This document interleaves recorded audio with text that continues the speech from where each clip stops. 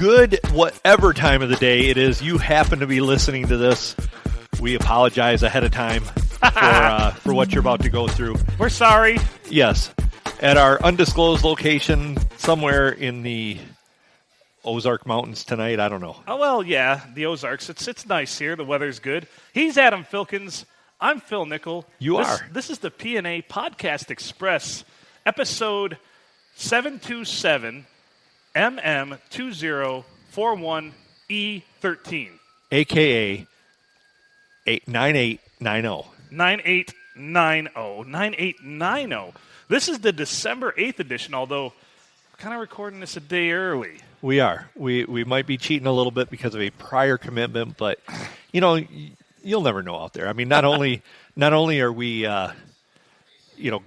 doing this podcast, we're also pretty good at trickery. Trickery, yes. Trickery. Sleight of hand, yes. Yes. As I make the hand motions so you guys can hear them out there. Yes. The Doug Henning magic.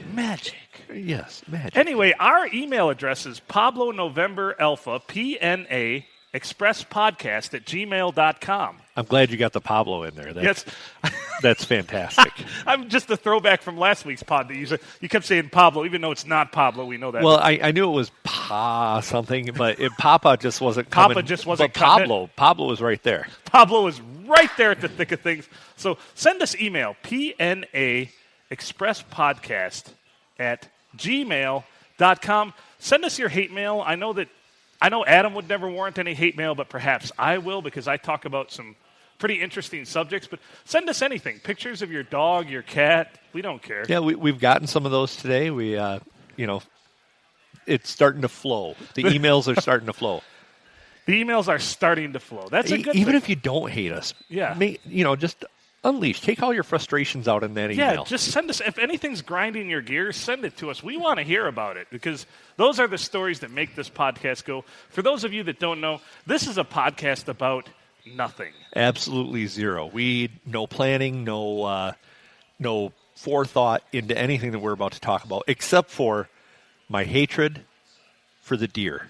The deer, yes. You had a run-in with a deer literally last night, and the sad part is you just actually purchased a nice, beautiful new minivan, which, yes, for those of you out there, Adam drives a minivan. I would, too, if it were to my scruples, because once you live that minivan life, you'll never go back. They're nice. They're kind of a truck. Yeah. If you use them right, they're a truck. You can haul a bunch of people in them. They're, a camper, whatever you want. You can make a minivan do. Except for you cannot turn it into a deer hunting vehicle. Right. The way I did anyways. You used it more as a missile kind of than anything. Battering ram. A battering ram. There you go. That's a little better. But yeah, when I got my first minivan back when I was married, back in the old days, back in the before, because now we're on our third iteration of whatever we're on. Yes. I got a nice T-shirt that said Minivan Macho Man. Oh, very And I enjoyed nice. it. I wore that as a badge of pride, having a minivan. It's so convenient if you have kids or if you're just hauling things, if you have pets. Or if you're in a rock band. Perhaps. Yeah, absolutely. You can throw DJ equipment in the back of that thing. You can throw, campfire wood. If you throw a little tarp down in the back, you can do whatever you want to. Yeah. Except for battering ram against a large deer. You know what just crossed my mind? It's this time of the season where in the morning if you go out to your car, there's sometimes frost on the windshield. If you live here in the northern states like we do. Obviously, if you're down south, in the screw Ozarks. you suck because it's nice and warm there. Yeah. But winters here are brutal. We have snow on the ground. We get frosty windows. Back when I was in high school, my mother demanded that I give my sister a ride to school, and I hated it. I loathed it. I love my sister, but it's really not cool giving your little sister a ride to school. Right. So what I would do in the wintertime is I would just clear a little space in that frost, maybe the size of a pie tin right in front of me, and I'd refuse to turn on the defrosters the whole way. We lived 4 miles from the school. So I would navigate, and every time she'd go to hit the heater, I'd slap her hand. I'd just slap, slap, slap. So she figured this out. She cracked the code, which is another story branch we're going to go to after this story. So remind me to crack the code. Okay. So she cracked the code, though, because I've always been a lover of Pop-Tarts. And what she saw that I would do is I'd grab a package of Pop-Tarts, I'd throw them on the dash, and I'd hit the defrosters on high, and by the time I got to school, they were nice and warm. Kind of a poor man's, layman's way of toasting them. Right. So what this little shit did, she would have been in ninth grade at the time, she learned to bring a package of Pop-Tarts with her, and I'd grab them, I'd throw them on the dash without thinking of it, and turn the defrosters on high so she got heat. She cracked the code. That's why she's a doctor today and I am not. So she totally manipulated you. Absolutely. After I was manipulating her. That's pretty brilliant. It was. It was. So she would learn to bring these Pop-Tarts and know that I would grab them, throw them on the dash, turn the defroster on high. Then she'd get to see the world as it would be out there too, because the window would get defrosted probably at about the half-mile to mile mark before we got, into our school journey. Well, that is pretty ingenious in that part. But the whole, I'm going to trick my brother into turning on the heat by bringing food. Of course. Brilliant. Although really not hard to figure. Not a tough if I want to manipulate Phil, how am I going to do it? Food, physics? No. No. Physics, No. Levers have no use against me. Levers, pulleys, anything. Right. Food, though. However, food. Am I going to use intellectual prowess to do it? No, not really. Phil's unarmed in this point. Yeah, not probably going to be very effective, but food. Food. And really lots of calorie to no food value food. Right. Is what is your favorite kind of Pop-Tart, by the way? Blueberry. Without hesitation. That's solid. Frosted, though, right? Oh, yeah. Because you're a sociopath if you don't like if you eat unfrosted Pop-Tarts, I have no use for them. Question I don't for even you. understand. Do you eat the edges first? Yes, of course. Of course.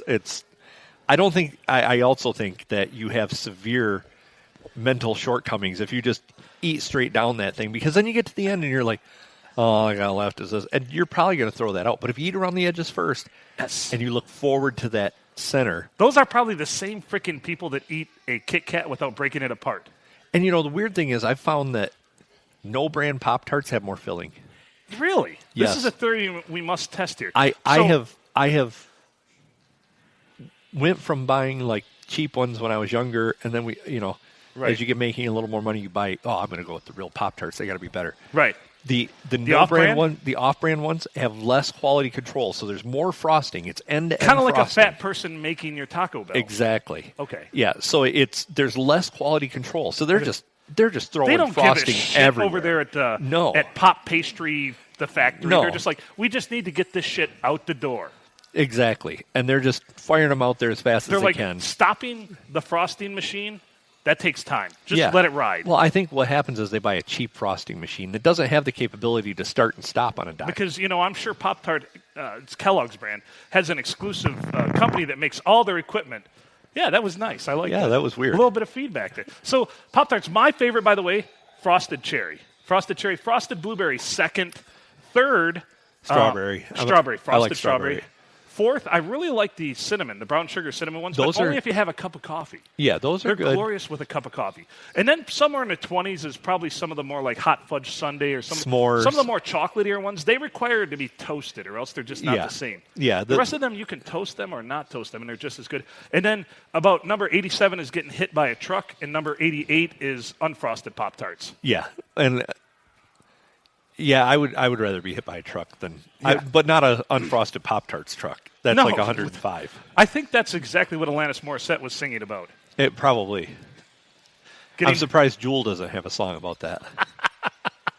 That would be a great Jewel song there. Taylor Swift, my boyfriend broke up with me because I like unfrosted Pop-Tarts. Ooh. That is true. I guarantee you, I can bet, I know in my heart of hearts, Taylor Swift only eats unfrosted Pop-Tarts. Oh, I'm pretty sure. I mean, she's pretty skinny, so she's probably like, I can save that 8 calories by not eating the frosted Not only Pop-Tarts. is she skinny, she's terrible, but yes. Yeah. Yeah, yes, I like correct. I like that meme that says she has all these songs about terrible breakups, but not one song about never mind. Yeah. I'm sure people have seen it. About pleasing her man. Yes. There we go. Trying to keep it a little more above board here. Yeah, well, we find we do our best work above board. So anyway, Pop-Tarts, yes. Love Pop-Tarts. When I lived in Philadelphia, when I was working at the aerospace company in Philadelphia there, one of my buddies, Jason, he listens to the podcast. My nickname was Pop-Tart because every day I'd come to work and I'd have Pop-Tarts with me. It's beautiful because I remember shopping, having a basket and having maybe 2 or 3 different packages of Pop-Tarts in there. And they're like, your kids must really like Pop-Tarts. And I'm like, I don't feed my kids this shit. Like, my kids probably didn't have a Pop-Tart till they were 10 years old. Yeah. And now my oldest one won't even eat stuff like that. He's Right. all, He goes clean. He likes to run 100% clean. Yes. He loves his anabolic diet where it's high protein, no sugars, no fat, you know. So, yeah. Basically the opposite of how we eat. Yeah. My younger one eats more like I do. Yeah. So, but he does work out quite a bit, so he doesn't. Well, he's a college wrestler, so. Well, the oldest one. The youngest one's still in high school. Yeah. So but they're both affected by the state of the world today. So they're just working out on their own and trying to stay fit. Everybody's just trying to navigate this the best that they can. But yes, Pop-Tarts. Crazy. But I'm sorry, that just reminded me of my sister. She cracked the code. Other codes, I found this wonderful thing online that converts any text that you want to into Morse code. So basically, it's MorseCodeWorld.com. I used that earlier to decode the Morse code message. See, you sent. you picked up what I sent you. Yes. Thank you. No problem. So I'm going to start doing that to people. So just so you know, if you get a text from me that just looks like maybe I'm having a stroke, it's probably Morse code. Yeah. Yeah, I like to send stuff, use Google Translate to send stuff to people. Of course. I mean, who doesn't want to get something in Mandarin and try to decipher it? Yeah. Little house, bird on roof, that type of stuff. And it's great to see how these things idioms do not translate very well at all. No. And we love our idioms here in the United States. We Yes. speak almost exclusively in idioms a lot of times. Yeah. They don't translate well to some other languages, especially Asian languages, I found. But as far as codes, so one of my friends we used to work with when I was just in college, we worked for a company in Bay City, and there was a bunch of us. We were all engineers or engineering interns or whatever the shit they labeled us, engineering co-ops. So we'd always talk about our lunch plans because there were 7 of us. So we'd have a group email just like you want to do when you're that age, because this is back in the early 2000s. So, I didn't even have a cell phone. I think I had a cell phone then, but definitely didn't text people because it was the old, 11 or 222. Yeah. So which you might as well send Morse code. Exactly. Or smoke signals are probably more effective too. So we would send our emails about discussing lunch plans, but we'd convert it to wingdings before we sent it. And we all knew just to hit the, highlight the text and back to whatever you want, Arial or Times New Roman to see what the... So we'd send about 5 or 6 messages in wingdings, and then one of us would respond in actual text. And then it took him probably a week and a half to figure that out. He's like, wow, I don't understand how you guys can understand this shit. He's like, I don't know. You guys all of a sudden you know what the plans are, and I don't get it. You send 8 emails, and they're all in wingdings. I'm like, buddy, you're going to be an engineer someday, aren't you? I used to work a lot with a bunch of people out of Poland. Yeah. And I had a guy tell me one time, he says, hey, when you talk to me, please talk to me like you would any other person that understands American. You're like, American? I'm like, you mean English, right? He's like, well, you don't really speak English. I'm like, you son of a bitch. You're correct. You are correct. It is very much like that. It is kind of American. It's more of like a dialect. It's kind of like comparing Spanish that they speak in Mexico compared to Spanish that they speak in Spain. Oh, he was obsessed with slang. He wanted to learn all the slang. I'm like, you can't. He's probably the guy who founded Urban Dictionary. He could be. He spoke like 7 languages. So, but he was just absolutely wanted to have the dialect down. Mm-hmm. So when he came over here, it was really strange to hear him talk in a thick Polish accent, but like in perfect American. In perfect American. Well, time to grab a beer. Yeah, pretty much with a thick Polish accent in there. I don't even know what a Polish accent sounds like. Yeah, I can do a pretty good Polish accent, but that's for a later date. See, I would not even attempt it because I literally have no idea. I would probably mix it. It'd probably be a bastardization of maybe like part French, part English, and part Russian, maybe? Yeah. And, there's different spots. Like the head of export over there, she was actually Belarusian. Oh, okay. So she sounded Russian. Right. And... but like some of the other guys there that were just from the eastern part of Poland, or the western half of Poland instead of the eastern part, they had a totally different accent. Really? Yeah. But it's no different than the United States. No. I mean, we harp on Alabama all the time because as well we should. But somebody's accent from Alabama is totally different than somebody's accent from here, or even go out to Minnesota, like the Carolinas, I mean, there's just a whole bunch of those southern drawls, which some of them are quite charming, some of them are quite annoying, I find. Yes, and it really depends on the intellect level, I think, of the person using that drawl. Yeah, but it really just is. My grandparents were from North Carolina. And it really just is being lazy when you talk. Yeah. When you get in that are just lazy talk and, it's dropping syllables and everything else. Yeah. Putting emphasis on the wrong syllable. Exactly. Yeah. And just making up things in the middle of words that aren't there. Yeah. Even some people do that around here. Like people put an R in sandwich. Yeah. I'm like, what is a sandwich? How do you get... Washing machine. I've heard the word washing machine. Do you go to Port Huron? Or Port Yorn. Port Yorn, yeah. Port Yorn. Yeah, Port Yorn. I've heard that, or Lake Yorn. Yeah. Oh, there, I'll go out to the Yorn. I'm like, I don't want to swim in that. Shit.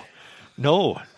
That always amazed me, because I always had a friend that him and his family called it Port Yorn. Oh, my cousin's from Port Yorn. You're like, it's what the?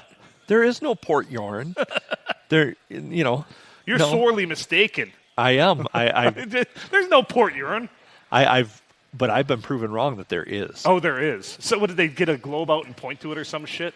Yeah, and it's spelled Huron, but it's apparently Yorn. It's Huron. Yeah. Huron. And named after the Native American tribe, the Hurons. Yes, or the Yorns. Or the Yorns. You know what? I'm sure they're even angry if you pronounce it that way. Yeah. I don't think they'd be very happy about that. I know. They're like, we let you use our namesake, and we're honored, but then you go and just all over it. When somebody listens to this part that says Yorn, they're going to be on, I'm going to get on that Pablo Nancy Alpha. PNA Express Podcast at gmail.com. That's Pablo Nancy Alpha. Yes. Express Podcast. Even though it should be probably November. We're just going to use whatever phonetics here. Did I say Nancy? Yeah, I did too. So I injected that into your head like a Pop-Tart on the dash. I injected that into your brain. You've infiltrated my brain. Thank you for that. Now, I guess, as a reward, you get to see what's going on outside. Yeah. Worse than that inside. Well, I mean, I even had a therapist tell me that once. She said, you need to look inside more than outward. And I'm like, I don't want to do that. Yeah, that just sounds awful. I also had a therapist ask me one time. She said, do you ever speak to people who aren't there? And I said, how the fuck should I know? She stopped, and she's like, good point. Oh, boy.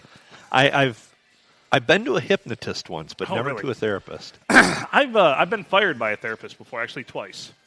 They've told me they can no longer see me because they cannot help me. Oh, I thought you went invisible. No. I have theories that can be what happens to you in therapy, that you can eventually become invisible. Really? Yeah. That's interesting. You want to expound on that at all? Nope. No, not at all. That's fair. So you're saying if you go through extensive therapy sessions, you become invisible eventually?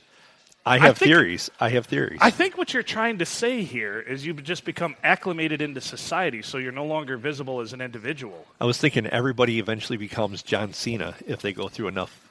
Yeah. And I'm doing the you can't see me hand motion. They can't see that. Oh, no. They're like, I feel some breeze, but I don't understand what's happening right now. This is so strange. I mean, I woke up this morning and I swore I heard something in the kitchen. Somebody had consumed half a box of Pop-Tarts, but I saw no one. Wow. Were they on your dash? I haven't done that in a while. I'm going to do that maybe as a throwback on my way to work one of these mornings. If you ever get to go back to work. Yeah, true. Yeah. I'm working from home, it's a whole nother adventure in it itself. I mean, working from home sometimes can be very productive, very, very, good for everybody, mutually beneficial. Yeah. But sometimes there's days when you just don't really do a whole lot. And I feel bad I want to be productive for my company. Like I want to add value. I get paid money for a service. I want to make sure that, like I said, it's mutually beneficial for everybody. But what a tough road to hoe sometimes, especially right now. Is it ever beneficial for them even when you go to work? I've been paid to not go to work before a lot. Oh, well. Yeah, I could see that. Yeah. Unfortunately, That's not the world I live in. You live in an entirely different world, and Yeah. I appreciate it. You live basically in a Dilbert cartoon. Yeah, more or less, yeah. Huh. Drew Carey with a worse haircut. Drew Carey with a worse haircut. Have you seen his beard lately? I have not. He's got a beard like On you The do. Price is Right? Yeah. Does he really? And it's white. Ooh, so he's like rocking the Santa Claus kind of look. Yeah. Is he still skinny, or has he gained that weight back? I don't know. He's got a beard. You can't tell now. That hides everything. It does. That's why I have a beard. Yeah. I have a strong chin, but not a very good-looking face, so that's why I have a beard. I've noticed that since I started growing my beard out, I don't recoil at the mirror as much when I shave and things like that. Yeah, sir, there's two things about me. I don't like to hear my own voice, and I don't ever look in a mirror. I absolutely loathe pictures being taken of me. People are like, oh, you want to see the picture? No. They're like, but you're very photogenic. I'm like, no, your camera sucks. Yeah. Their eye sucks. I mean, if somebody tells me, hey, you're pretty photogenic, I'm going to be like, buddy, you have no idea. Yeah, you may want to get that prescription checked. Or get a prescription if they don't currently partake. I mean, do you even have a driver's license right now is what I would say, because, your eyes are so terrible, I don't even understand. Do I want to be on the road at the same time? Do I want to literally be on the road when you've only, cleaned off maybe a pie tin spot on your windshield so you didn't have to run the defrosters to egg on your sister? That would be terrible. Well, when I got my last license, they sent me the license back, and it had a picture of Magnum PI on it. And it basically had a little note in there that said, there is no reason that an officer should have to look at that twice. So this picture has been replaced with one more to your liking, sir. Yeah, something more pleasing. And it probably has helped me out with some tickets, I'm thinking, Looking like Magnum PI. Yeah. Huh. Because they tend to ignore me in the car and, oh, Mr. Selleck, here you go. Here's I don't really remember that show very much. I'd like to go back and watch it again, but I think it's quite dated. Magnum PI, the original. Yeah. Not this, why did Hollywood feels the need to remake every piece of crap out there. And you take a good show like that didn't need to be remade. I mean, honestly, it's dated. They've got a chopper. They got a Ferrari. I would take either. These are things I still dream about. Yes. I mean, I want a Ferrari that turns into a chopper or a plane. Or a boat. Or a boat. Amphibious Ferrari. An amphibious Ferrari. Amphibarari. Well, any vehicle's amphibious if you got the balls. If you try hard enough, that's right. Yeah. It's like any pizza's a personal pizza if you try hard enough. Yeah. I concur with that. I've experienced that before. I used to do this thing because I'd always feel so terrible. I'd eat the whole pizza, but I'd leave one slice. Like, I can't. You put on this whole swanky air. It's like, I couldn't eat another bite. Yeah, somebody eat that because I don't want to put it in the fridge. Help me from myself here. Yeah. Save me. Save me from myself, or I'll eat that other slice of pizza. And then if nobody does, you do. Yeah, but you're always like, all right. I can't leave that one. I don't got room in the fridge. Put that whole box in there. He'll be lonely. Pizza. Yeah, he'll be lonely. I better take care of this right now. Yeah, and nobody wants a lonely piece of pizza. They taste terrible. That's interesting, and there might be some science to this, but pizza actually tastes better if there's multiple pieces left for them to mingle with in a refrigerator, I feel like. Yeah. Like a single piece of pizza, I think it gets lonely. It loses its identity. It forgets that it's a piece of pizza. Interesting. Really, think about it. So does it start to go through like identity crisis? Like, well, there's bread, there's, eggs in the dough. Maybe on an omelet. Here's another thing I enjoy doing, and I learned this in college, and my kids absolutely love it. Whenever we get pizza, the next day, I'll make omelets, and what I'll do is I'll take a slice of pizza and I'll just scrape off the cheese, the sauce, and the toppings right into an omelet and make the pizzomlets, they call them. And they think that's fantastic. I'm like, we were just poor kids in college trying to get by, Yeah. My kids are amazed when I take like ramen noodles and I drain all the water out of it and I mix the seasoning into the noodles and stuff. Then I get out a frying pan and I chop up green onion and I do all this other fancy stuff. They think that's gourmet, don't they? And then I fry it all in a pan. And when you fry ramen noodles, it really gives it kind of a chic flavor. Like it feels luxurious, doesn't it? Yeah, like am I at some New York City fancy restaurant? You're Am I at a cafe in Paris? It really transports you. Meanwhile, a damn piece of pizza is all alone in your fridge thinking it's butter because that's what you put beside it. But, Yeah. Huh. But, yeah, you can do some amazing things with ramen. I know you can do a lot with them, but to kind of doll them up a little bit.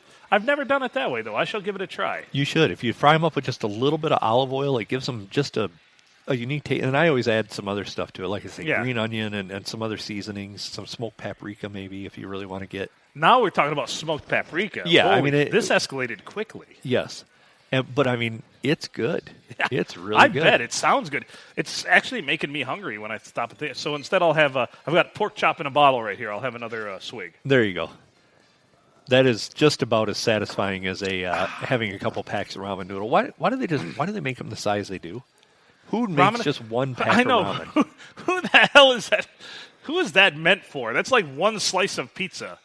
In another pizza science is basically the last slice of pizza is usually never a big slice of pizza because the big ones get gaffled up early because there's always that one because here's one thing we haven't nailed down, and I know there's an extensive, mathematics being taught in our schools, but I've never seen a pizza that was cut even close to being like even slices. Well, but I think they do that on purpose though too. I blame mathematics because when's the last time you saw a pie chart in a math book? Also, people are no longer playing Trivial Pursuit to learn how to cut a pizza. Our society has digressed that much that we no longer do these things. Yeah. Basically, a pizza is a pie chart of itself of how much is left. Yeah. So, but it's never. But I think is it really cut evenly? Send your email. Tell us if you've ever worked at a pizza place. I know some of our listeners have. I know this firsthand. I have actually. So when you cut them, did you try to make every slice as even as you could, or did you not give a shit? It depended on what day it was. If it was like a Tuesday, okay, you'd cut that thing. You got this big long. I've seen that little rocker thing. Yeah, the half moon blade. Yeah, something like you'd see in Indiana Jones or something. But if it's like Tuesday, you'll sit there and all right, I'm gonna cut it really nice and even. And if it's so you're sitting there and you get this nice motion going, and if it's like Friday, you're like, because you've got that little line of tickets in front of you, and on Tuesday there might be like one other one hanging up there, and on Friday there's 55. Worse than that, you have the conveyor belt spitting out more pizzas at right. you, and if you don't get them off of there, the next pizza's going to burn, and then the next pizza's going to burn, and it's bad. It's like Pizzageddon up in here. So when I first started working there, I remember being out on a Friday night, and it was like one of the first Fridays that I had gone in there and was doing the cut table, they called it. Yeah. So I'm doing the cut table, and I'm getting behind, and I'm doing my best, and I had a guy I work with come up behind me, and he's like, just go make pizzas. And it's like, I just got kicked off the cut table. It was get really get off my station. It was a low point in my life that I could not divvy up a pizza fast enough to keep up with the demand. Yeah, that's a one of those things in life. If you've ever been cut off, if you've ever been kicked off of the pizza cut station. Yeah, it was rough. I didn't enjoy that. It was a low point of my professional career. I bet. Yeah. Have you recovered from that yet? No. We're obviously not. We're talking about it here. Do you hear how I'm reacting to this? I hear the pain in your voice. Yeah. I mean, kicked off the cut table. And I mean, in the pizza world, cut table is he's like the quarterback. Yeah. And I really thought that I had what it takes to do that job. And you're running the wrong. whole show, essentially. Yeah, I was wrong. I mean, you are the gateway between the pizza maker guy and the oven and the waitress who takes it to the customer. It all happens because of you, and I couldn't hack it. You're the straw that stirs the drink at that point. Exactly. And you couldn't. I could not hack it. Did you ever make your way back? I was always afraid to. Did you get the yips a little bit? I felt emasculated, and I thought my place is making the pizza, which I could make a hell of a good pizza. Yeah. Well, obviously I think it's pretty close to our Taco Bell theory too. As far as person putting toppings on your pizza, I know that some of them weigh them because I've seen it done firsthand. But you're going to be the guy, I have a feeling, that's going to toss an extra couple pepperonis on there, or maybe half a handful more of cheese. Well, yeah, they had these little cups that you scoop the toppings up in. Yeah. Mine would always be mounted. And I watched people shave them off. Yeah, that wasn't happening if I was behind the helm of making that pizza. One of my friends worked at a local fast food establishment, and he got yelled at for putting too many pickles on the cheeseburgers a lot by the owner. I'm not going to mention any names, but yeah, it's a local proprietor, but just would go ballistic if you put 3 pickles on a cheeseburger instead of 2. When I was in high school, I had a buddy that worked at Dairy Queen. Uh-huh. And when it went through one night, went in there when he was working, he's like, hey, you want extra pickles on your burger? Sure. Absolutely. There was about 3 inches of pickles on that burger. I mean, I couldn't get my mouth around it because it was too pickly. Yeah, it was phenomenal. Like I order stuff with extra pickle all the time because I was like, dude, that is so good. So I spent a lot of years. I love the flavor of pickles on my burger, but it was more of a texture thing. So I'd always pick the pickles off. But I would order a burger with extra pickles because I love the actual juice, the flavoring of the pickle on the burger. It's outstanding. It's the vinegary kind of. Yep. Adds that little zing dill. to it. Yeah, that dill. Oh, so good. Not a sweet pickle guy. I like sweet pickles too. I do, but not on things. Yeah, not I don't like things. sweet relish on. No, sweet pickles have to be on their own. Yeah, bread and butter pickles. Those are really good too. Bread and butter pickles are outstanding. Yeah, but pickles though, now I leave them on there. But yeah, I order extra pickles, and they have to be good pickles though. Like some restaurants, like fast food chains, like their pickles aren't worth a shit. Yeah, and I'm like, how can you do this? How can you do this to the people? You're a major chain, and you have these garbage pickles. Like, is it about price at that point? Do you think that they just get? Is it about they've gone through the same pickle supplier forever? Maybe. So, on the subject, what is the greatest thing when you've had a friend that worked at a restaurant, most likely a fast food restaurant? Oh, hands down. What is the greatest? What is the the greatest thing that somebody's ever made you that was not an off-menu item? I would say, in thinking about it, I had a triple Big Mac. Mine is also from McDonald's. Okay. Well, number 1 is from McDonald's. That was the Big Mac chicken sandwich. I've had that before, too, and that's good. Yeah. That is good.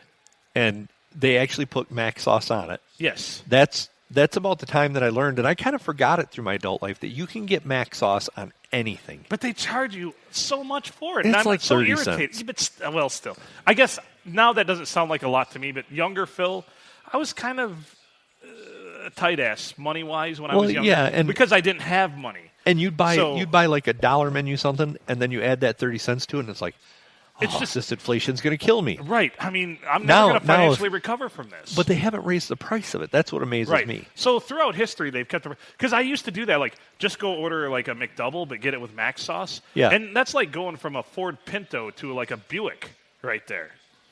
It's beautiful. Now, the other thing we actually used to make, when I worked at the pizza place, we had another restaurant next door to us. Yes. We used to exchange stuff with them. Oh, tell me more. I know which restaurant you're speaking of. So we would actually call over there and, hey, we need some eggs. Yeah. And we need this and that and this and that. And we'll make you guys a pizza. So we'd make them a pizza. They'd send us over the eggs and everything. We would make a quiche in the pan pizza trays. That'd be really, really good. Oh, it was phenomenal because we had all the pizza toppings there to throw in it. Right. So we would throw onion, green pepper, pepperoni, sausage, everything else, bacon. That's one hell of a quiche right there. Oh, it was phenomenal. And the sad part is I love quiche, but now it's hard to have a quiche. Did it ruin quiche for you? It did because of the way the oven cooked it. When you throw it in that pizza oven. Because those pizza ovens are like 900 degrees. Well, ours was like 485, something like that. I'm thinking about the wood-fired pizza ovens. Yeah, it just like conveyed that thing through so perfect, and the pan would get super hot and fry the edges and everything. Oh, it was so good. They're just all caramelized. Yeah, and you just can't recreate that. Why are we talking about food again? We always talk about food. Well, we're two big guys. Yeah, we're. It's not a hard formula. No, it's probably going to be a reoccurring theme. You could make me a pizza anytime, though. I'd enjoy that. Yeah, I felt I was good at it. Pizza's one of those things that I'm very discerning about it. And I know a lot of people are like, pizza's like sex. There's no such thing as bad pizza. No such thing as bad. Yeah, there is. Yeah. There is. Yeah. I mean. Where for you, where's the best pizza in the area?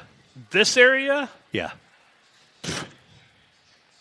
I don't even have an answer because I think it's pretty much all garbage from around here. I'd probably Pizza Hut just because it's nostalgic. It's been the same forever. We need to travel a little bit. Now, traveling out of the area? Well, I'm talking like Sanilac County, all of Sanilac County. There are 2 places. There used to be 3, but there's 2 places that stand out above everybody else. The Sitco here in Deckerville does a nice job. I am so disappointed in you. I'm out. I thought you were a big guy. That's what she said. So, honorable mention, the bowling alley in Sandusky. Yeah, their pizza's good. Their pizza's solid. You want to know an interesting tidbit about that pizza? My mother, that's her sauce recipe. She worked there when they first opened back in the late 70s. That is my mother's sauce recipe they still use today. Yes. It's good. It's good. That's my mother's sauce recipe. Janet, you done good. My mother is a saint, by the way. I don't deserve her, and I tell everybody that because my mother is awesome. But anyway, that was the honorable duly mention. noted. Yeah. So, then... And she did catch me that one time, so... Yeah. Listen to episode 2. Go ahead. Or don't. Or don't. Please listen to episode 2. Listen to episode 2 for Phil, and send the comments to Pablo Nancy America Podcast Express at gmail.com. At gmail.com. Number 2 in the area? Yeah. Applegate Inn. Phenomenal pizza. I've never had pizza from there. Phenomenal. I've never had it, but now I will. I know the owners. The owners are great. Brandon's one of my good friends. He's the owner's son. Yep. He's awesome. Yeah, I'd check it out. Get a Zarelli. Okay. A Zarelli. Right. Done. It's phenomenal. Best pizza in Sanilac County, Water Tower Sports Pub. Well, yeah, that's always on those M Live lists, too. I've never had that one either. Absolutely ridiculous. Never had that one either. I mean... Even though I lived and worked in Lexington for about a year there. They are just above and beyond. And if they would like to sponsor a pizza portion of our podcast, they can send an email to the... Hey, if you send us pizza, I will, if you want me to tone down how I speak and not swear as much or anything, I'd do it for pizza. Yeah. Or beef jerky. Well, it'd just be a lot Not of... so much Pop-Tarts, because fuck Pop-Tarts. I can get those anytime. Yeah, and they're cheap. Yeah. They're cheap. You can't buy us with Pop-Tarts. Yeah. Yeah, we're not... I mean, maybe if we're... No, my health would rapidly decline if I got Pop-Tarts for the rest of my life, I feel like. Yeah, if you got like a lifetime supply of Pop-Tarts and it was just an unlimited amount of Pop-Tart mowing you could do, yeah, you'd have a rough time. I already have a rough time, but that would be even worse. But yeah, pizza sponsorship. You'd have so many crumbs. You'd have so many crumbs in your beard. Oh, because the beard right now is about 3 or 4 inches long, and it already attracts a lot of crumbs. Yeah, yeah. It's just the nature of them. Well, that's what beards are for, right? I think so, to catch Is there any other practicality to it besides I'm too lazy to shave? Is it like armor for a guy? I mean, think about it. If you were in the like King Henry times, right? King Henry VIII, would a big beard stop like a dull sword? I think it could. I think it could. I think there's they're enough, pretty gnarly. It is.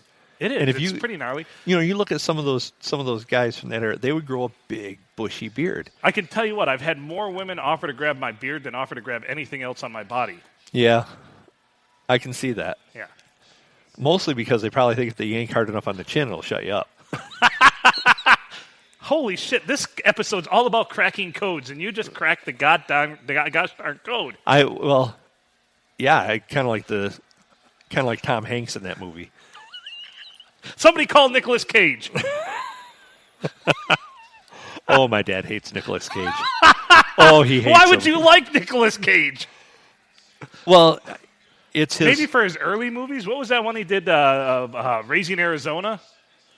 I mean, early Nicolas Cage, maybe not so bad.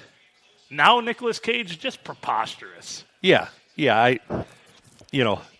National Treasure, not so much. Not so much. And I really couldn't face off. Him and John Travolta, that's like a nightmare. Like, Nicolas Cage and John Travolta are basically the same mirror reflection of absurdity. I mean, I bet you if Nicolas Cage looks in the mirror and says, who's the most douchebaggiest and weirdest of them all, it just shows him in Face Off with John Travolta. Yeah. And that's why it worked. Yeah. Is because it's like, how could you make like Chris Helmsworth and Nick Cage work? You're like, 30 Thor, he's a good guy. Right. Whatever the hell, Ghost Rider, whatever the hell Nick Cage was. What was that one, Wicker Man or whatever he was in? Oh, there is a movie. And All right, go on. It's got Nick Cage in it. All right. And it's called Mom, Dad. Oh.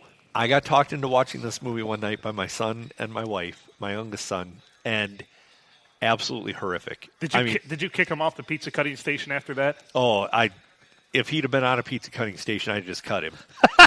You're like, you're done. Your time here is done.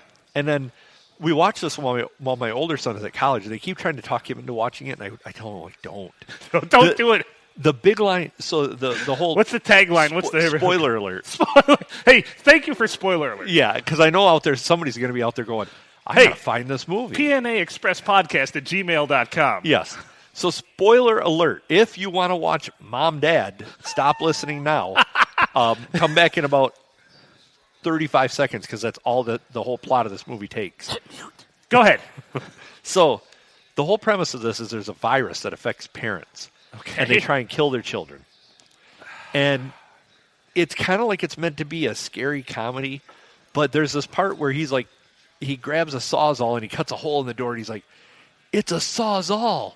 And it's called that because it saws all. Yeah, that's like the highlight of the movie. That's his catchphrase. That's his whatever you want to call it. Get these motherfucking snakes off this motherfucking plane moment of that movie. Yeah, except for people have actually seen that movie. Yeah. Nobody, I don't think, we might be the only, I bet you if you could look at the queue, there's been like 5 people watch it. So that's the Here's Johnny moment. Yeah. It's called the Sawzall because it saws all. Exactly. How much did Sawzall pay for the sponsorship of that moment? They may have started a court order to get that out of there. A cease and desist. Yeah. Can't you go with reciprocating saw because it reciprocates? It's a circular saw because it's circular.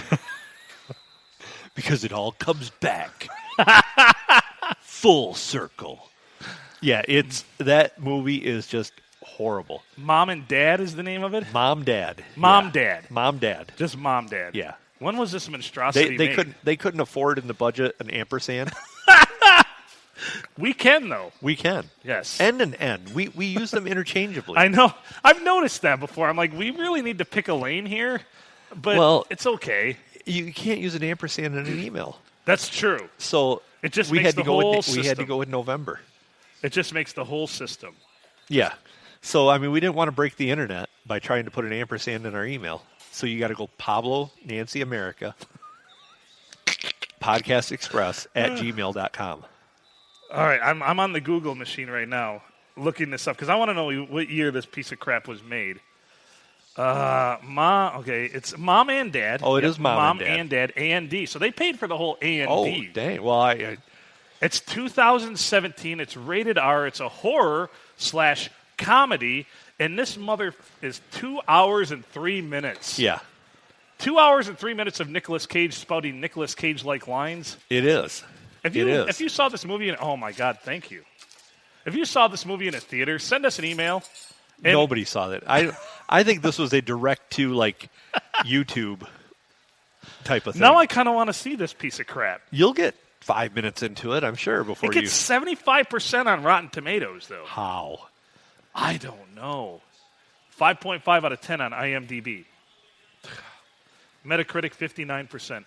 Only 49% of Google users like this movie, though, because Google users know where it's at. Well, they probably took to Google to be like, seriously? Was this supposed to be a joke? It's called a Sawzall because it saws all. Yes.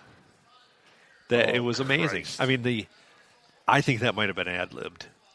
I don't know if a writer could pull that off, so I think that might have been ad-libbed. They're like, we really don't have much of a script for this scene, Nick, but just go ahead and do what you can, man. Yeah, do what you do. Carte blanche. Yeah. And they did that, and everybody in the production team is just looking at each other like, did that really just happen? They're like, and then wrap it up! And then you heard this. Yeah. The slow clap start, and just absolute, people were in absolute awe of his acting chops. Oh, Nicolas Cage. I never thought we'd be talking about Nicolas Cage tonight. That's the beauty of this podcast, a podcast about nothing. He could have used an axe and been like, can I ask you a question? I need to ask you a question. Jesus. Stop it. I'm really, really happy we worked that into a podcast. I want to know more. But we could probably have a Nicolas Cage segment every single episode. Yeah, it probably lose a lot of people with that, but Nicolas Cage, I mean, we already hit the peak of his career, so there was a peak. The Sawzall. That was the opus. Yeah. That was basically when we memorialize someday, and I hope it's not anytime soon, when Nicolas Cage's time has come to pass, that'll be part of his eulogy. Yeah. Wow. That's immaculate. I don't know whether that makes me happy or sad. I think the melancholy feeling you have right now is accurate. Might be infinite sadness, too. Yeah.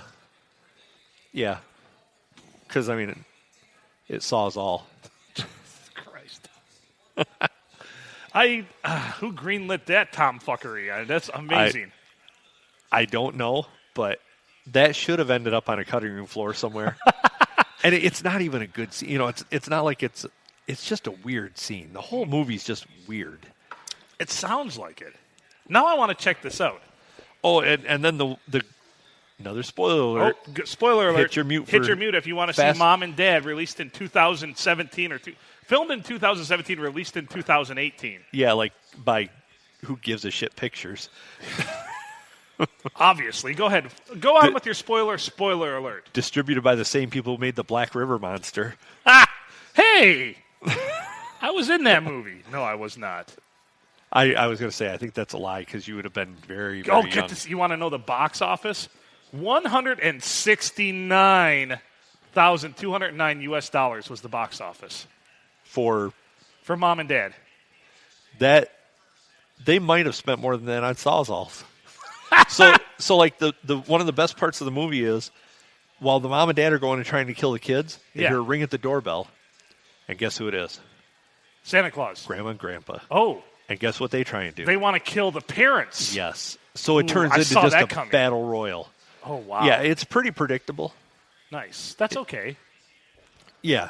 It's really not. It's not okay. There's nothing about it that's okay.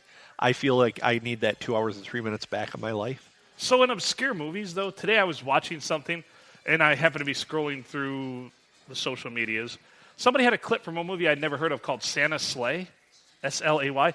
Bill Goldberg basically is Santa Claus, and apparently Santa's a demon that actually wants to kill people, but he lost a bet 1,000 years prior that said he had to deliver presents and be the good, wholesome person that Santa became. But once that 1,000 years was up, he got a license to kill people. And he actually killed Fran Dresser, like lit her on fire, then drowned her in a bowl of eggnog. And I'm like... That is fantastic. I mean, you had me a Bill Goldberg demon. Yeah. And then when you said he killed Fran Drescher, I'm like, I really like where this is going. James Caan is in the movie, too. Jeez, oh, Pete. It's a virtual who's who of... I know. I could not believe it. Who else is in there? Like, somebody else is big. What's her name? I can picture her. Melissa Gayheart is in it, too. I'm so like, a star-studded cast. Like 2003.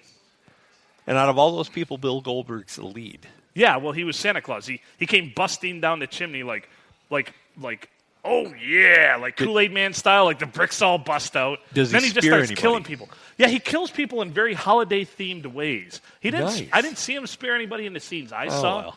But he jams 2 forks and jams the guy's hands to the table with 2 forks, and then he shoves a turkey leg in his mouth and chokes him with it. And he lit Fran Drescher on fire and then dunked her head in You didn't eggnog. give a spoiler alert. Spoiler alert. Holy crap. I'm sorry, listeners. Retroactive spoiler alert.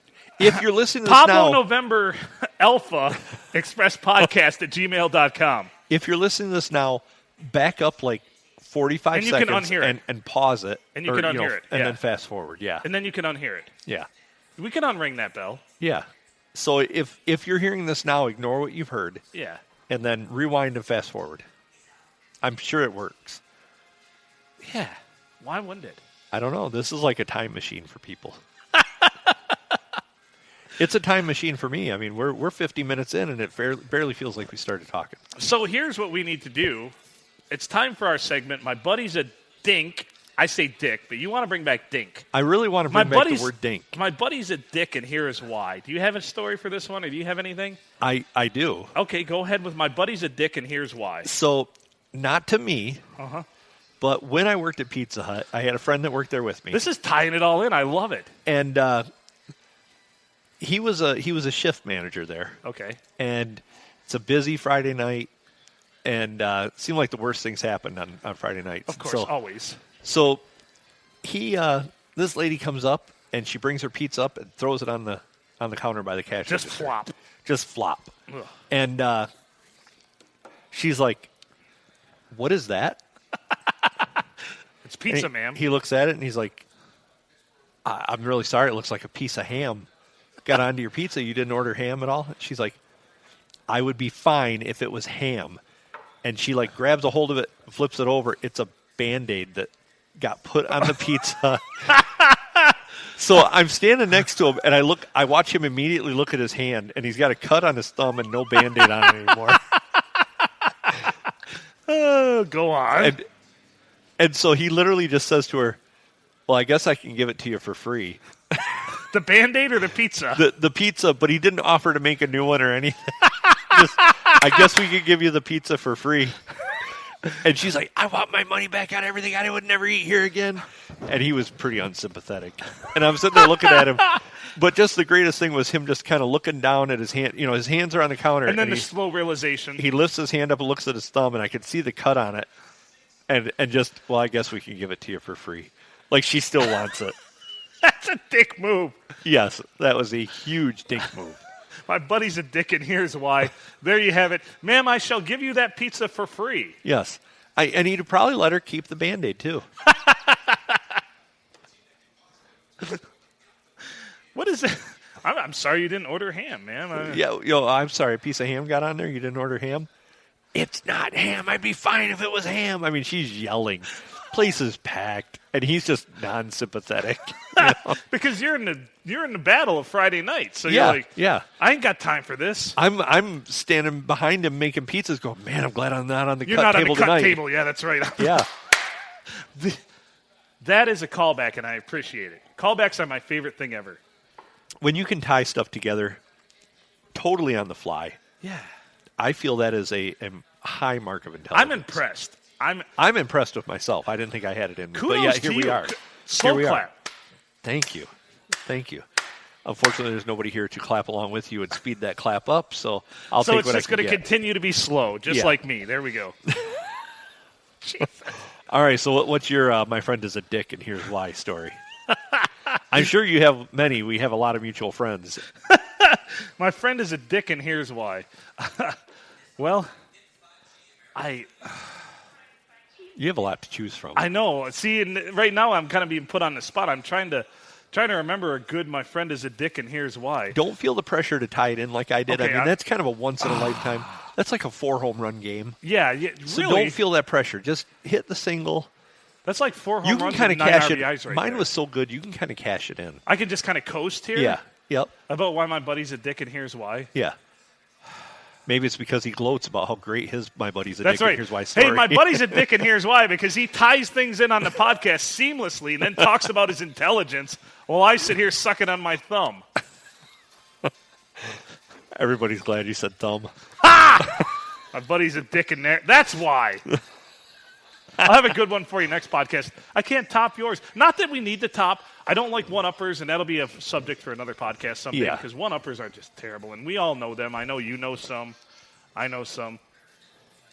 I really don't have I'll come up with something solid for my buddies at Dick, and here's why. I kind of counted on you having a good one, which you did. You delivered. Yeah. Absolutely delivered. And I didn't. That was totally off the cuff because I thought you were going to have one tonight, so I really hadn't thought about it at all. But when I started talking about the whole pizza, fiasco thing of working there, and I thought about that. My sister could be on in the segment. My brother's a dick, and here's why. Because of the whole Pop-Tart story, I suppose. Oh, yeah. Yeah. Yeah, she's probably got a lot of those. Oh, she has so many.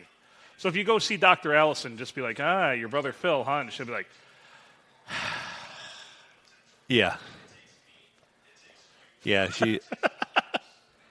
I remember I seen her one time, and I'm like, oh, you're Phil's sister. And it was just, she was really saddened that somebody put all that together. Put 2 and 2 together? Yeah. She's like, I'm trying to dissociate from the whole Phil thing. I thought being a doctor would get that monkey off my back.